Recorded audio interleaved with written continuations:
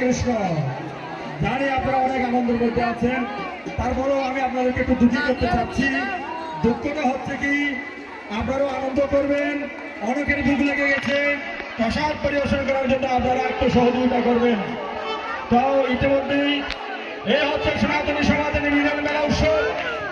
এটা আমাদের প্রপাত শিখে গেছেন আন্তর্জাতিক কৃষ্ণ নির্দেশকের প্রতিষ্ঠাতা আচার্য জগৎগুরু শিব প্রপাত। উনি যে গৃহ নির্মাণ করেছেন সেই গৃহের মধ্যে সারা পৃথিবীর মানুষ অবস্থান করতে পারেন, আশ্রয় নিতে পারেন। এই কথা বলেছেন, এই হচ্ছে তার ভবিষ্যৎবাণী।